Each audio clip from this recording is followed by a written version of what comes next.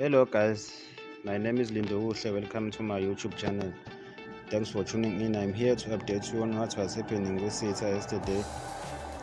Uchuma umbheke ngqo uMapholoba esidlavini zamehlo emtshela ukuthi akasayishaya ngokusebenza naye ngoba wadala unakanye ukuzama ukuphikelelisa umshanakhe ekhuluma naye ngenombolo.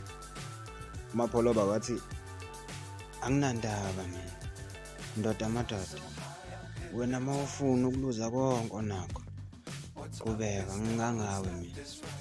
Ukudluza emkhomba ngesibhamu uchuma ngoba ezolengxabano abanayo bobabili.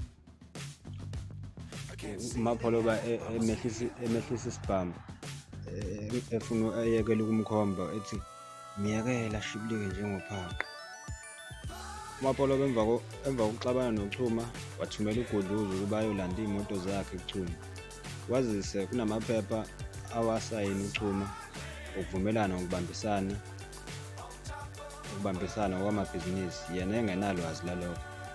Bathe uma befika kwakhe bemvezela amaphepha uchuma wayiphika yonke loo nto, wathi yena uzomvezela amaphepha ayiqiniso, kanti still usafana nje okubhaliwe kula maphepha kachuma nalawa afika noGudluza bekhuluma isinombolo. Wavele wadina uchuma ezama ukubaphelezela ebaxosha emzini wakhe.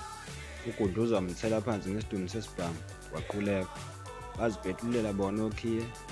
uGudluza kuyena okhombayo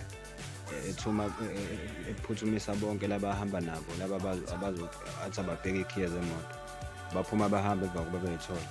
Uchuma bevuka uzama ukufonela ummeli kaNomcebo mayelana nendlu, wavela ukuthi uMapholoba sewakhokha imiliyoni. Wadinwa kakhulu uchuma, wathatha ifoni esakaza odongeni, wabamba ikhanda, wabheka ingane endlini.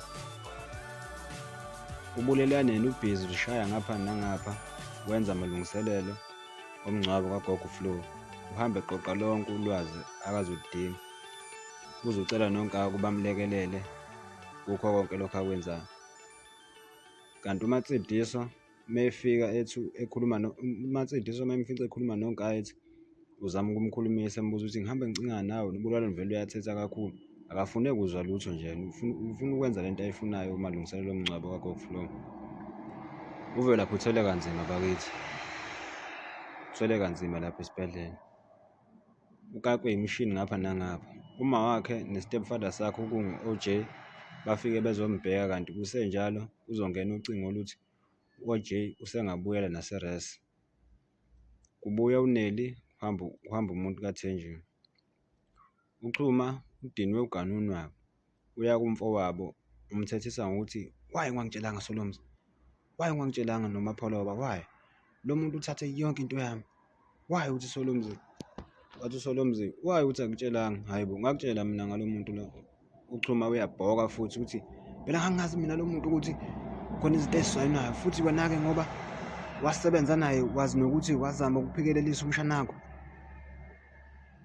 Uyabhoka uchuma lento leyo, uyabona ukuthi iyamudla ngempela ngaphakathi, uma ekhanda uya ngapha nangapha. Umbuza nokuthi ayikho into ekhona la endlini ephuzwayo, ufuna okuyisiphuzo kancane. Bagcina bevumelana ngokuthi kumele bemqumbe phansi, bexhawulana kanjalo.